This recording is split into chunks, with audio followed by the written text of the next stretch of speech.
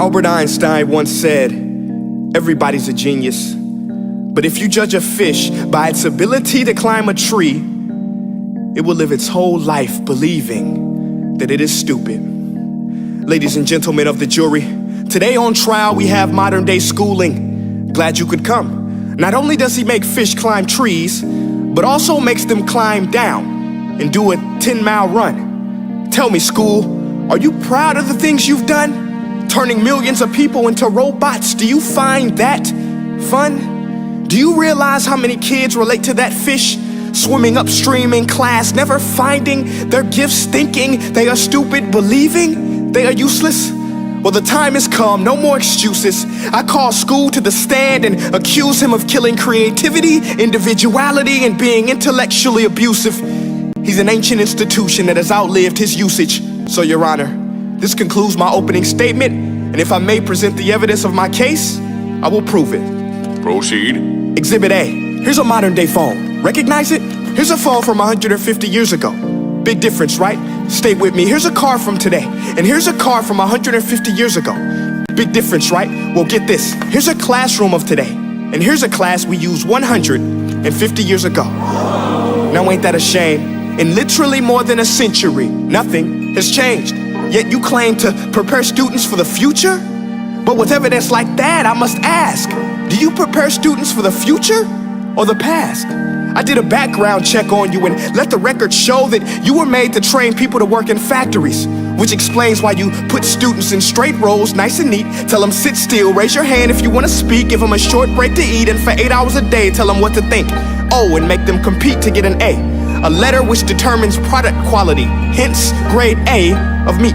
I get it. Back then, times were different. We all have a past. I myself am no Gandhi. But today, we don't need to make robot zombies. The world has progressed. And now we need people who think creatively, innovatively, critically, independently, with the ability to connect. See, every scientist will tell you that no two brains are the same. And every parent with 2 or more children will confirm that claim.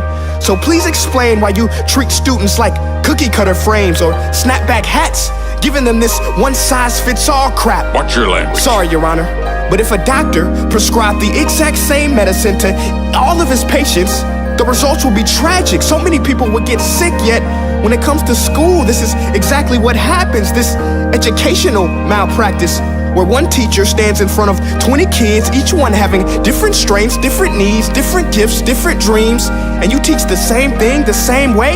That's horrific. Ladies and gentlemen, the defendant should not be acquitted. This may be one of the worst criminal offenses ever to be committed. And let's mention the way you treat your employees. Objection. Overruled. I want to hear this. It's a shame. I mean, teachers have the most important job on the planet, yet they're underpaid? No wonder so many students are short-changed. Let's be honest, teachers should earn just as much as doctors, because a doctor can do heart surgery and save the life of a kid, but a great teacher can reach the heart of that kid and allow him to truly live. See, teachers are heroes that often get blamed, but they're not the problem. They work in a system without many options or rights. Curriculums are created by policymakers, most of which have never taught a day in their life. Just obsessed with standardized tests. They think bubbling in a multiple choice question will determine success. That's outlandish. In fact, these tests are too cruel to be used and should be abandoned, but don't take my word for it. Take Frederick J. Kelly, the man who invented standardized testing, who said, and I quote, "These tests are too cruel to be used and should be abandoned." Ladies and gentlemen of the jury, if we continue down this road, the results will be lethal. I don't have much faith in school, but I do have faith in people. And if we can customize healthcare, cars, and Facebook pages, then it is our duty to do the same for education, to upgrade it, change it, do away with school spirit, because that's useless.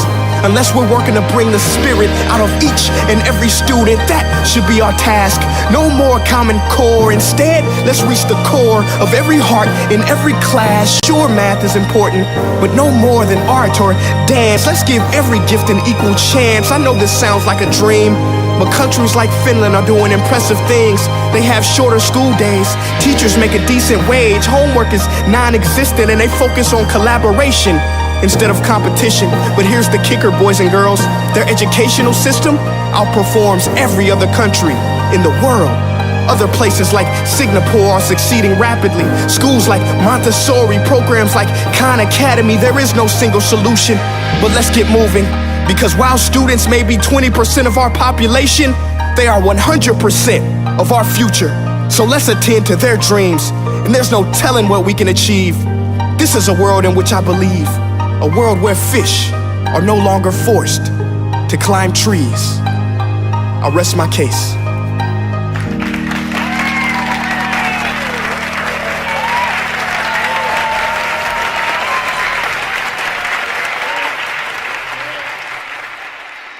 Hey guys, my name is Prince EA, and I want to say thank you so much for watching my video. But now, I want to know what you think.